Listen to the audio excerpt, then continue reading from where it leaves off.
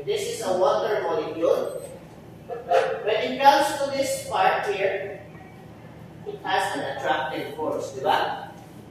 Molecules are attracted to one another to a certain degree. Unfortunately, they're only attracted to water. Other substances, they instead repel. So what happens to them is that if this is a pair of water molecules, it will exert an attractive force between these molecules. Okay?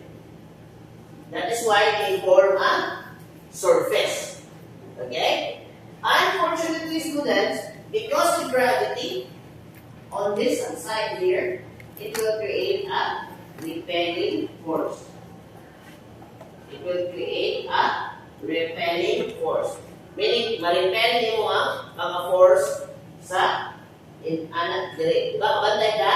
So, if musaw galing kag something buoyant, so sabi mo na push niya pa saka. Because we all know water exerts a repelling force to other substances, such as air. Diba?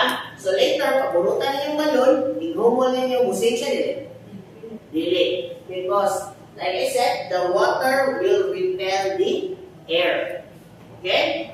So, papunutan yung balon, i-try ninyo anas tubig, hindi siya mukuan. Because, like I said, water will repel air. Okay? Same side with on this side here.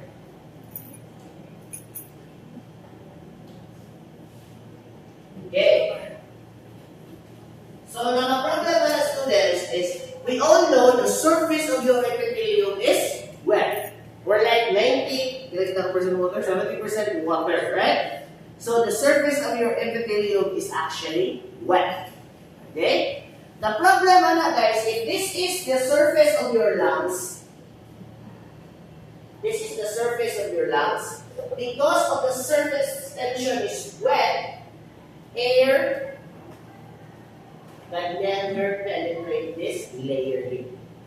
Ito, air can never penetrate this layer because of surface tension. Okay, did you follow? Sige, so, karon,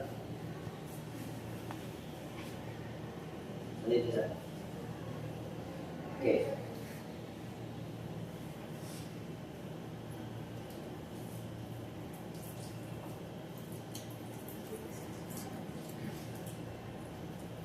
Okay, tanawa. If I were to use plain water,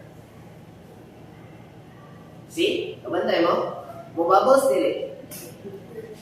Meaning, awan, na-bubble niya, when I blow on it, dili siya. Because don't feel just use water. The surface tension of the water on this device here actually repel the molecules. Okay? So, when I blow, there is no formation of bubbles because the surface tension of the water is so great that it repelled the air. So, i-blow na mo ang air mo atos na yung lugar. Okay? So, we have something called surfactants. The surfactant actually decreases the surface tension of water. So, this is a solution together with a surfactant. Yes. The most common surfactants that you know of are dishwashing liquid. Okay? So when I dip it in a solution with surfactant, okay? So when I blow, instead of being repelled, the surface tension will give way, forming bubbles. Okay? Same side with your lung parenchyma. Because of the surfactant in your lung parenchyma, created by your type 2 pneumocytes, as air tries to penetrate the parenchyma, it is able to pass through. Because the surface tension is repelled by the air is not repelled by the surface tension of the water. So, bubbles are made. Bubbles. Nahulog ang surfactant.